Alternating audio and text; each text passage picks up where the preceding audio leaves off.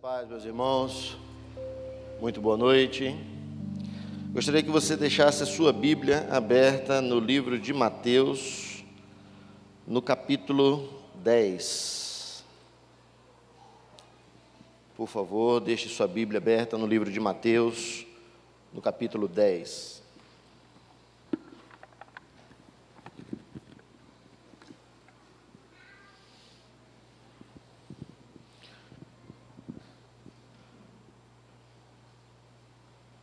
Ultimamente eu tenho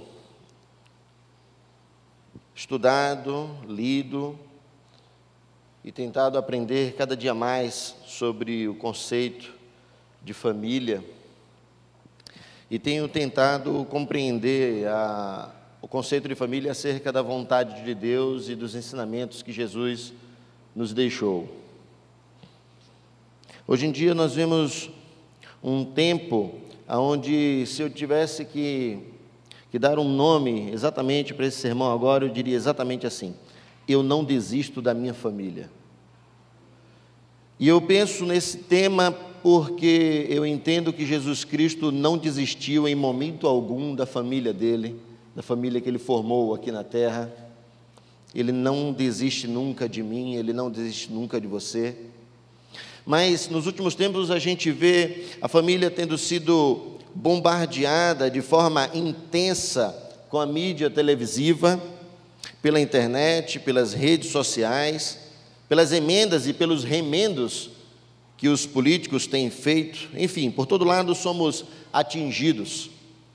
Eu lembro de um texto que me conforta e que me faz repousar e continuar, que está escrito em 2 Coríntios 4:8, não precisa você abrir, que diz assim: sofremos pressões de todos os lados, contudo, não estamos arrasados.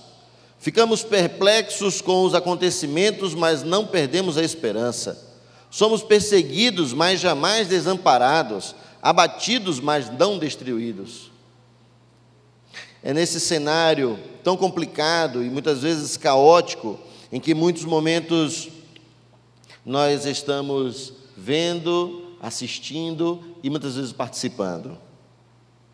Eu não quero me ater ao modelo de família que o mundo tem contraposto, mas eu quero ficar atento e que você me acompanhe aos ataques de desestímulo que as famílias têm vivido. Temos visto pais e mães muitas vezes perdendo o domínio sobre os filhos, filhos cada vez mais rebeldes sem causa dentro de casa, pais que não têm olhado para a palavra de Deus como sendo o balizador das atitudes em relação aos filhos, filhos saindo de casa em tempos ou idades que ainda tinham muito a aprender com seus pais, pais e mães brigando entre si, mostrando uma tremenda fragilidade pessoal, ao qual é transferida como regra de conduta para os nossos filhos, quando eles alcançam a maturidade, mesmo que ainda estejam tão imaturos. Jesus cuidou de 12 pessoas pessoalmente e particularmente como família dele. Claro que muitos o seguiam e o buscavam, mas dentro de uma multidão de mais de 20 mil pessoas, talvez, que estavam por perto dele, ele escolheu 12, ele se chegou a 3 e teve um que se reclinava ao seu colo.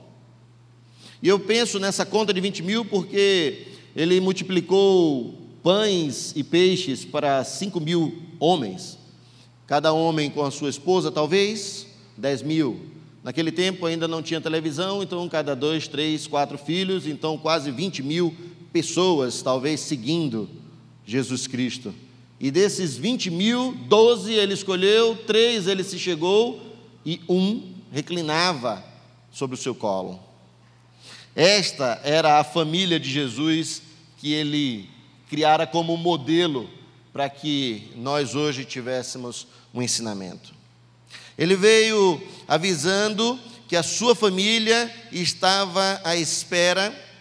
Ele foi avisado quando ele estava pregando e foi avisado que a família dele estava chegando, e ele transfere o seio familiar da mãe, dos irmãos, para todos aqueles que fazem a vontade de Deus. Ele chega a afirmar que não seríamos mais chamados de servos, mas sim de amigos, se obedecêssemos os seus ensinamentos. E o texto áureo para toda a igreja é: ele veio para os seus, mas os seus não o receberam. Todos quanto creram no unigênito Filho de Deus, ser-lhe-ão dados o poder de serem chamados filhos de Deus. Vamos acompanhar um roteiro de ensino que Jesus nos deixa e nos conduz, para que a gente possa tirar como referência para a nossa família. E eu digo para vocês isso porque é exatamente esse o modelo que eu tenho tentado aplicar na minha família. Com lutas, com dificuldades por causa de mim mesmo, por conta da minha deficiência, mas eu tento ver nesse texto o exemplo que Jesus me deixa sobre criação de filhos, sobre família, sobre condução de família. Mateus capítulo 10, a partir do verso 1, diz assim: Jesus, tendo chamado seus 12 discípulos, deu-lhes poder para expulsar espíritos imundos e curar todas as doenças e males. São estes os nomes dos 12 apóstolos: primeiro Simão, chamado Pedro, e André, seu irmão, Tiago, filho de Zebedeu, e João, seu irmão, Filipe e Bartolomeu, Tomé e Mateus, o publicano, Tiago, filho de Alfeu, e Tadeu, Simão, o zelote, e Judas Iscariotes, o mesmo que traiu a Jesus.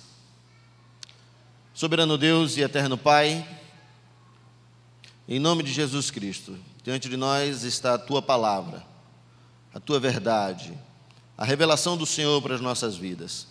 Pedimos que o Senhor, de forma muito clara, Deus, possa ministrar aos nossos corações nesse momento em que estamos à vista da Tua palavra. Assim como o Senhor ministrou no momento do louvor aos nossos corações, que o Senhor continue ministrando no momento da palavra.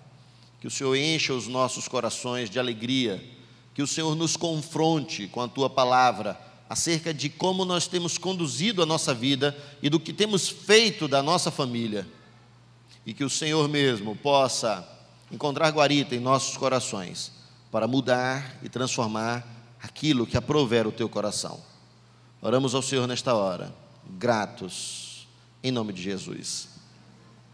Me acompanhe.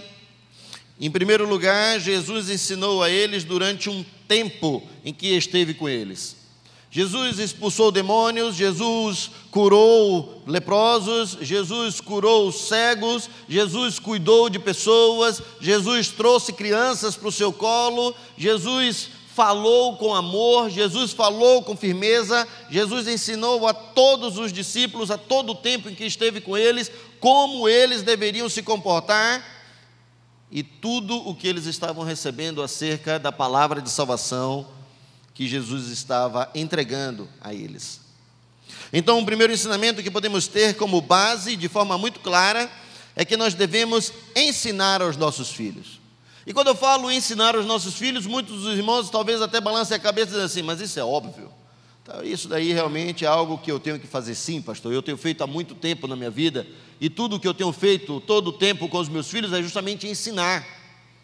Mas será que verdadeiramente nós temos cumprido com esse papel de ensinar aos nossos filhos, quando nós não sabemos coisas básicas como, por exemplo, qual a senha da internet, a senha do WhatsApp, a senha do Facebook, a senha do computador, para que a gente saiba qual é o mundo que os nossos filhos estão entrando, qual é o mundo que os nossos filhos estão sendo tragados, que mundo é esse que os nossos filhos estão sendo chamados a todo tempo e que nós não fazemos parte?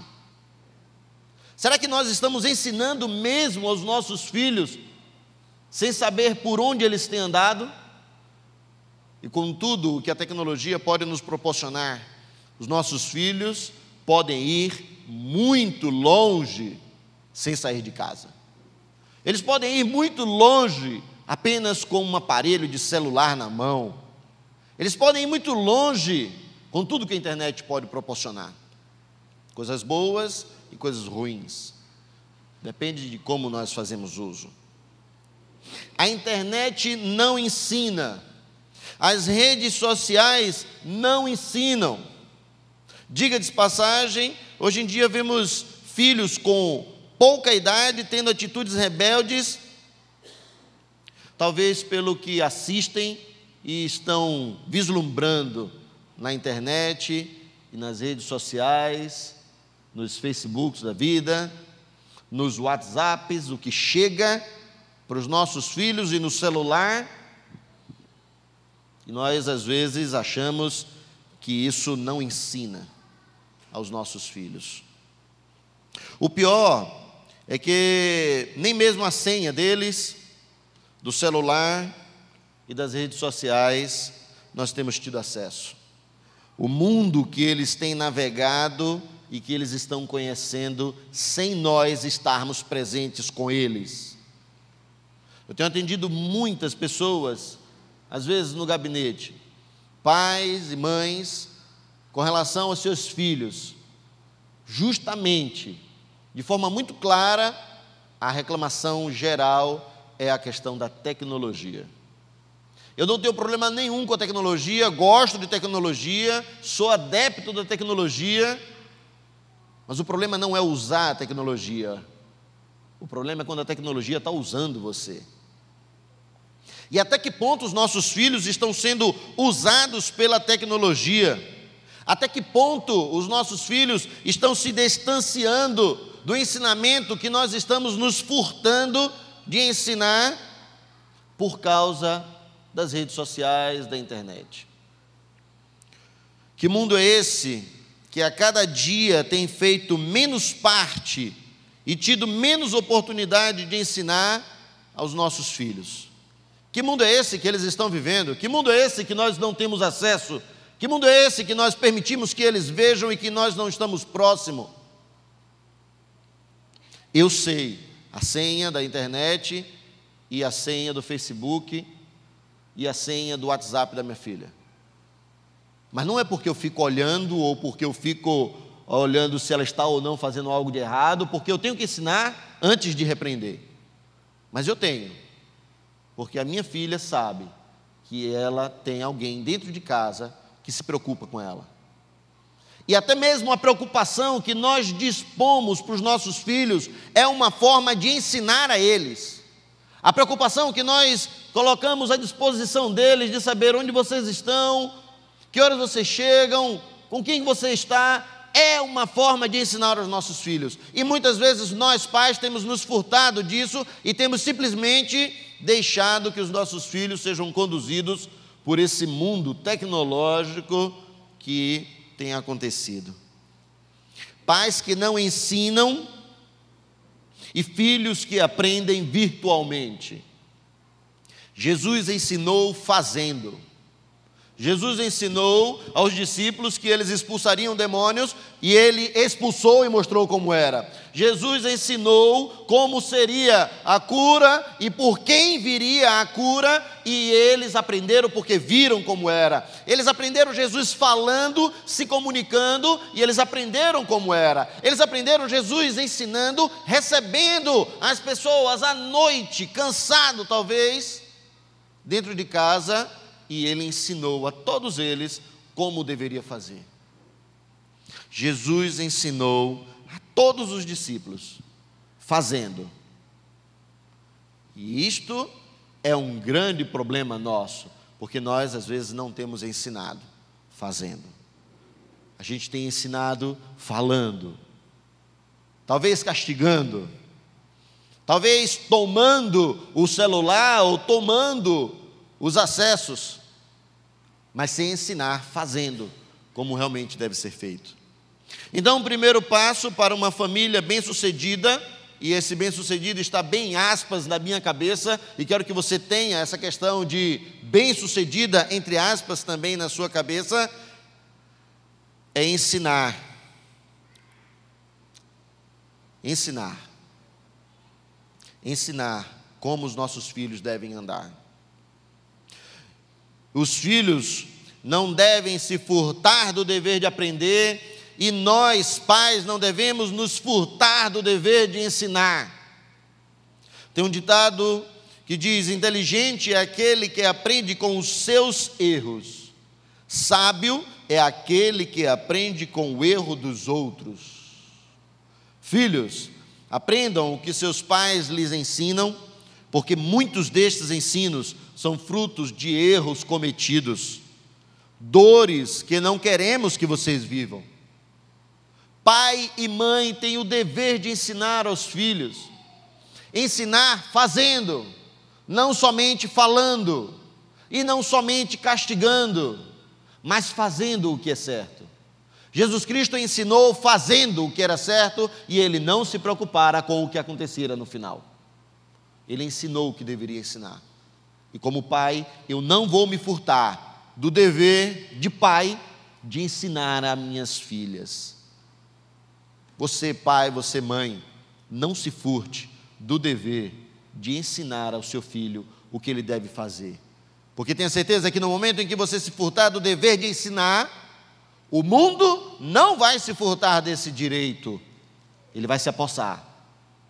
E um vizinho talvez ensine, algum amigo virtual talvez fale como é, um traficante talvez diga como é que funciona, alguém da escola talvez chame e faça mais amizade com seu filho ou com sua filha do que você tem.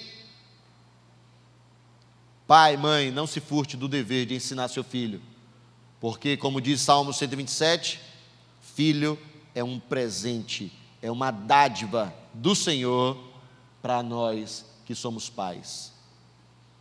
Não posso, não devo e não vou me furtar do dever de ser pai e de ensinar as minhas filhas. Segundo lugar, Jesus deu autoridade a eles, e você vê isso de forma muito clara no texto. Autoridade ou autorização, como quer que seja, Jesus confiou a eles a pregação e a propagação do evangelho de salvação. O que há de mais importante sobre a face da terra hoje de ensinamento para qualquer pessoa se designa a partir da salvação de cada um de nós. E Jesus Cristo confiou a estes 12 o de mais importante que ele deixara: a salvação, o caminho, o evangelho de salvação. Jesus confiou neles e deu autoridades para que ele confiasse e que eles se sentissem confiantes. Quando nós não confiamos, nós automaticamente desconfiamos. E quando nós desconfiamos, nós não estamos confiando e não estamos dando autorização e não estamos outorgando aos nossos filhos que eles cresçam. Muito dessa confiança reflete muito mais no medo que nós temos de não ter ensinado o que é certo para os nossos filhos. Gostaria muito que não tivesse nenhum filho aqui agora para ouvir isso, mas a verdade é essa. A verdade é que muitos dos nossos medos como pai e mãe, de ver os nossos filhos fazendo algo ou de não permitir que eles façam algo, o medo muitas vezes não é de não confiar neles. O medo muitas vezes é de não confiar em nós mesmos, de termos ensinado o que era certo. O medo muitas vezes que nós temos dos nossos filhos errarem, passa muito mais pelo medo que eu tenho de não ter tido capacidade de ensinar, do que necessariamente as minhas filhas de aprender. A questão de que nossos filhos não aprenderam, mas muito mais o medo de nós não termos ensinado aos nossos filhos através dos nossos atos, das nossas atitudes. Atitudes erradas que nós às vezes permitimos dentro de casa, atitudes erradas que às vezes nós conduzimos a nossa vida, e que sabemos que isso fica como marca para os nossos filhos, e que muitas vezes quando a gente não quer que os nossos filhos deem um passo mais largo fora de casa, é justamente porque nós temos medo de não ter ensinado o que era certo.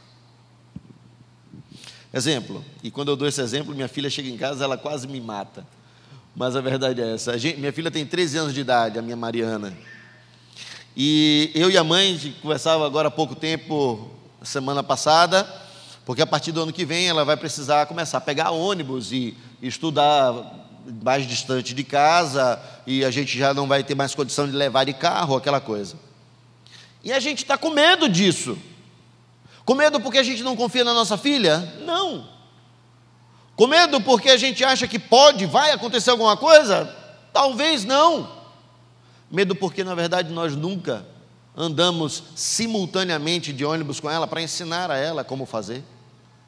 Vocês entendem que o medo é muito maior meu e de Viviane, da forma como nós conduzimos, e que nós ainda não ensinamos a ela como deve ser, e nós não andamos, entre aspas, com ela de ônibus, e ela não vivenciou ainda um problema de um ônibus que quebrou na estrada, ou ela não vivenciou o problema de um assalto no ônibus, e a gente não teve capacidade ou condição de estar com ela nesse momento, para que a gente ensinasse para ela: minha filha, nesse momento você faz assim. Esse é o medo que nós, como pai e mãe, às vezes permitimos quando os nossos filhos erram com qualquer situação ou outra. É o medo de que nós não ensinamos o que deveria ter ensinado. E por isso é que nós não confiamos plenamente neles. É a frustração de um pai e de uma mãe que necessariamente não ensinou o que deveria, ou que não mostrou, ou que não levou no caminho, ou que não mostrou a forma correta de agir, e por conta disso, desconfiamos, não confiamos, não outorgamos, não autorizamos, não damos autoridade. Porque nós não caminhamos nesse sentido, é que nós temos medo. A mesma coisa acontece com o nosso dia a dia. Sentimos medo de que não ensinamos, ou medo de que ensinamos o errado. Por isso não confiamos, por isso não delegamos autoridade, por isso não damos autorização para fazer algo. Por isso os nossos filhos podem aprender com os seus próprios erros, e isso nos assusta. A gente saber que os nossos filhos vão aprender com os seus próprios erros, com a sua caminhada, e perceber que os nossos filhos vão errar como nós erramos, e que vão sofrer e sentir dor como nós sentimos, isso causa em nós uma tremenda frustração. Jesus Cristo não tinha essa frustração, porque ele sabia o que ele tinha ensinado, porque ele conduziu os discípulos e ensinou durante todo o tempo o que deveria ser feito. A gente deve lembrar de Provérbios 22:6, e que muitas vezes nós tiramos um contexto completamente equivocado desse contexto que diz, desse texto que diz, em Provérbios 22:6, que diz: ensina a criança, se eu falar, quando eu começar todo mundo completa, ensina o caminho, a criança no caminho que deve andar, e mesmo quando for velho, temos medo do nosso filho desviar do caminho, mas o texto diz que o caminho é que não se desviará dele. A questão não é o caminho que os nossos filhos estão, mas sim o caminho que eu ensinei para os meus filhos. Porque quem não vai se desviar é o caminho do meu filho, é o ensinamento da minha filha. Seu filho pode até mesmo desviar um passo para um lado ou para o outro, mas o caminho sempre tornará ele e dirá de forma audível: volte. Você sabe que este não é o seu lugar. Volte, pois não foi isso que você aprendeu. Mas tudo isso só vai acontecer se você ensinou o caminho correto para ele. Se você ensinou vivendo o caminho correto com ele para que ele tenha como exemplo. Porque se ele não tiver esse exemplo, realmente o caminho, quando chamar ele, este caminho ainda não será o aproveitoso.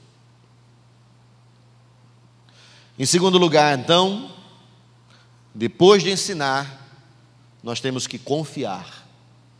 Jesus Cristo ensinou fazendo. Jesus Cristo ensinou conduzindo. E ele ensinou e ele confiou, ele delegou, ele diz: vai.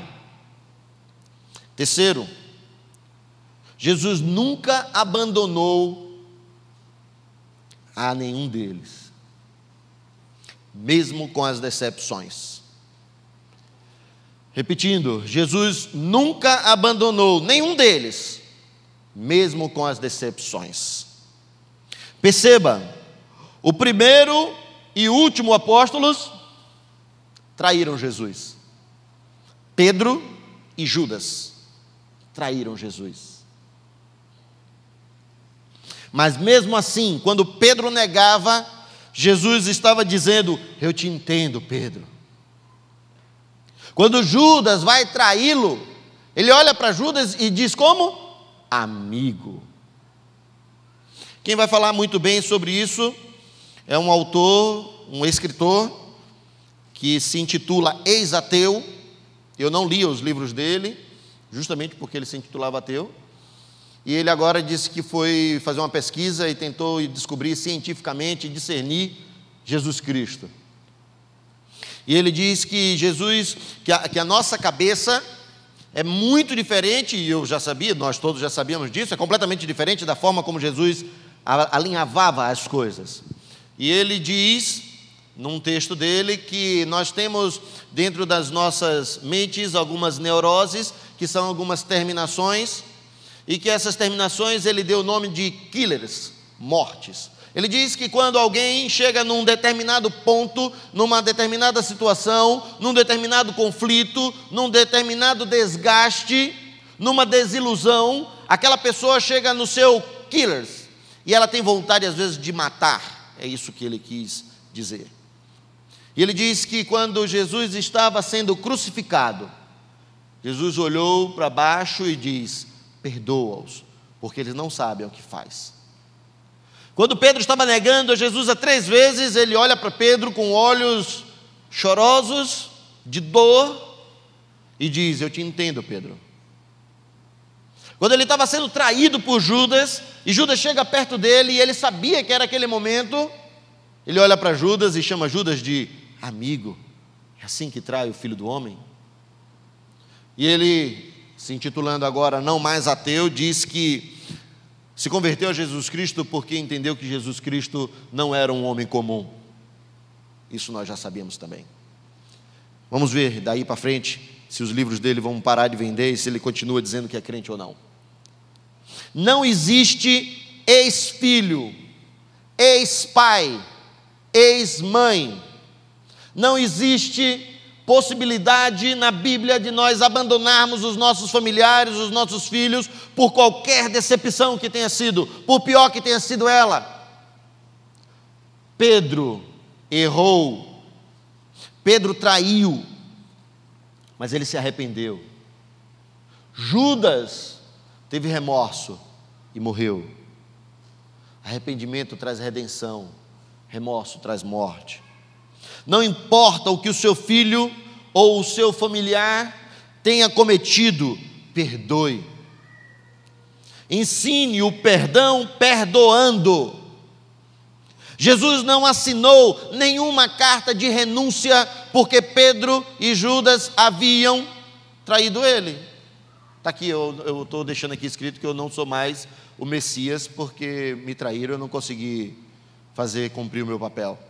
Não tem lugar nenhum que diga que Jesus abandonou o seu posto. Então me diga aonde está escrito que você tem autoridade de abandonar aquele que te traiu, aquele que te fez algo que doeu tanto. Jesus não abandonou o seu cargo, a sua função sublime, por causa dos erros cometidos pelos dois. Jesus não abandonou porque sabia que tinha ensinado o caminho correto para eles. Você e eu Não temos o direito de abandonar os nossos familiares por causa de erros cometidos. Temos uma função sublime de transmitir o perdão e o amor, porque Jesus nos ensinou primeiro.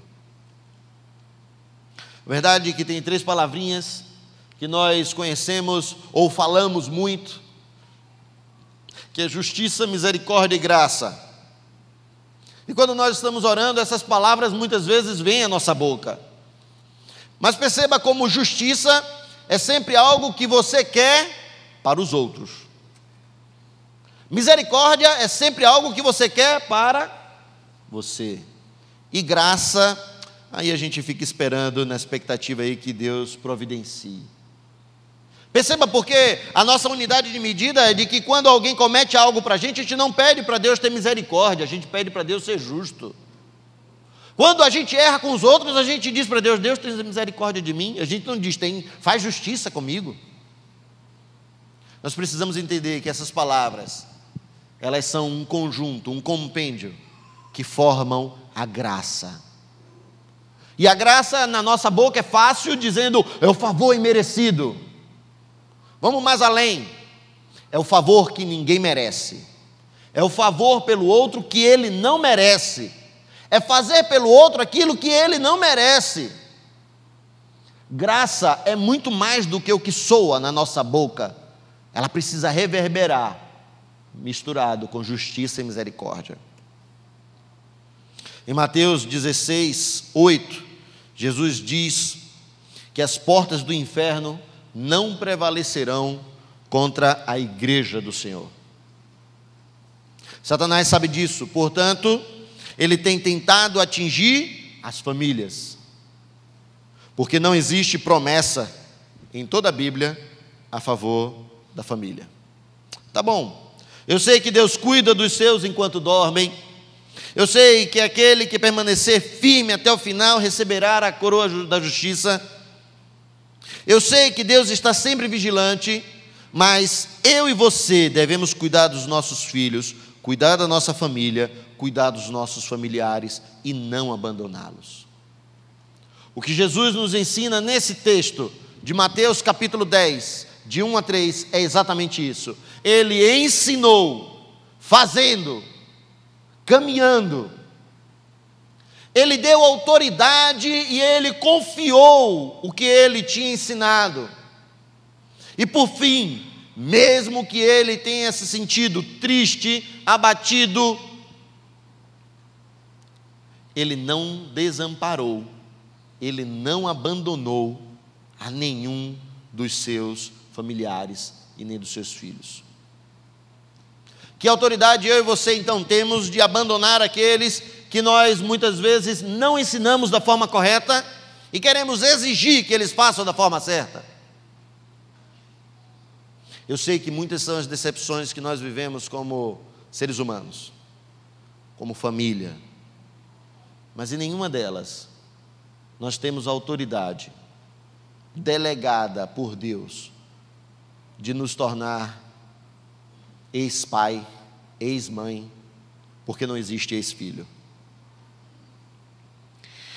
Eu quero muito que Deus me permita vivenciar esta palavra. Eu tenho tentado aplicar isto com dificuldade, porque eu sou pecador e eu reconheço que sou falho. Careço da graça de Deus todos os dias. Reconheço que preciso melhorar. Mas eu tenho tentado aplicar isso à minha família, como gestor da minha família, como cabeça da minha casa. Eu preciso olhar para as minhas filhas e para a minha esposa e perceber se eu estou ensinando para que eu possa confiar. E mesmo que eu ensine e confie, eu nunca devo abandonar. Curve sua fronte, meu irmão. Feche seus olhos, em nome de Jesus.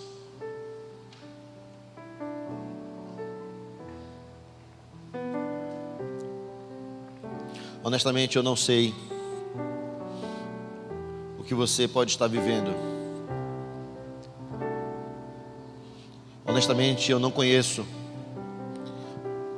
a relação familiar de muitos dos que estão aqui. Nós estamos ali na Bolandeira e eu não conheço a realidade de muitos aqui, e realmente isso é muito verdade. Mas eu creio que a palavra de Deus, que não volta vazia, ela precisa encontrar guarita em corações nessa noite, que talvez tenham se percebido nessa mensagem, talvez porque se sentiram abandonados um dia, talvez porque abandonaram sem entender que estavam fazendo isso um dia, talvez cometendo atos que você hoje reconhece que você podia ter feito diferente, que você podia ter agido diferente, que você podia ter sido mais longânimo, que você podia ter sido mais perdoador, que você podia ter sido algo diferente do que você foi para os seus filhos. Você não tem como voltar atrás, mas você pode reescrever a sua vida de novo.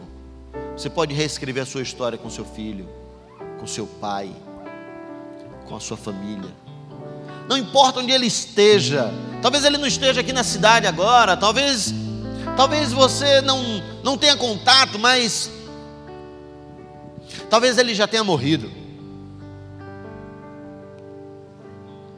Mas eu quero, em nome de Jesus, que você entenda que Deus quer trazer sobre a sua vida um renovo, uma paz, uma tranquilidade, para que você possa descansar no Senhor, de que as suas atitudes de hoje em diante serão diferentes, de que você começa uma nova história a partir de hoje, a partir desse momento em que você ouviu que você deve ensinar, confiar e nunca abandonar.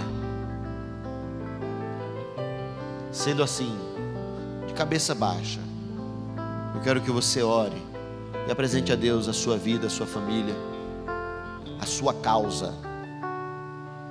Nós vamos estar cantando aqui na frente, louvando ao Senhor. E nesse momento, eu quero orar por você. Eu quero orar por você. Eu quero orar por você.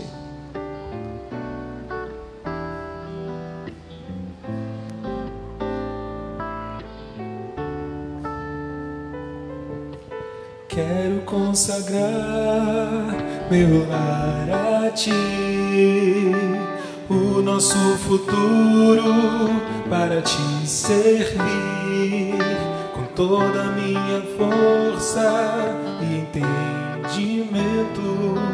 Quero dedicar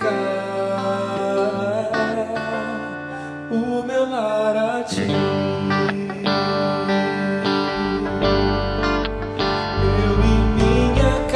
Serviremos a Deus. Eu e minha casa serviremos a Deus. Eu e minha casa serviremos a Deus com alegria.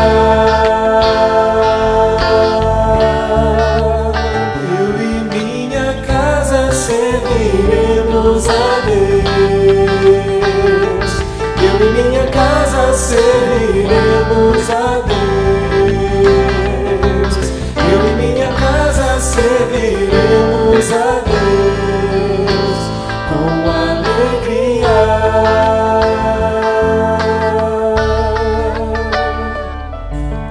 Quero consagrar meu lar a Ti, o nosso futuro para Te servir, com toda a minha força e entendimento. Quero dedicar o meu lar a Ti. Eu e minha casa serviremos a Deus. serviremos a Deus. Eu e minha casa serviremos a Deus com alegria. Eu e minha casa serviremos a Deus. Eu e minha casa serviremos a Deus. Eu e minha casa serviremos a Deus com alegria. Soberano Deus e eterno Pai, justo Senhor, nós te louvamos, Pai, por este dia que o Senhor nos permitiu estar vivos. Te louvamos, ó Deus, por esse momento em que nós podemos adentrar a Tua igreja e cultuar ao Senhor, louvar ao Senhor, dizer os Teus grandes feitos, se sentir confrontado pela Tua palavra. Pai, em nome de Jesus Cristo, nós te louvamos por cada momento deste culto. Clamamos ao Senhor nesta hora para que o Senhor possa inundar o coração de pessoas que estão aqui, Pai, e que se sentiram apercebidos em meio a esta mensagem, e que perceberam e entenderam o método, a forma, o conceito correto ao qual não tem seguido até o dia de hoje. Que o Senhor fortaleça os nossos corações com toda a intimidade, Deus, para nos confrontar e fazer com que cada um de nós venhamos a ter excelência na nossa relação familiar, comunhão com o Senhor, porque temos comunhão com a nossa família, com os nossos filhos, com os nossos familiares. Ensina, Senhor Deus, o teu povo, enche o coração de cada um de nós, faz-nos, Senhor Deus, cumprir com o intento do Senhor para com as nossas vidas. Faz prosperar, Senhor Deus, a vontade que o Senhor tem em cada um de nós, de sermos a tua família, de sermos parte da tua família. É assim que nós oramos, Deus, gratos, em nome de Jesus. Que o grande amor de Deus, o nosso Pai, Criador de tudo e de todas as coisas, que a graça salvadora, redentora de Jesus Cristo, nosso Senhor, que a doce presença do Espírito Santo de Deus esteja sobre cada um de nós, Igreja do Senhor Jesus, espalhada por toda a face da terra, de hoje até a volta do Cristo, em nome de Jesus.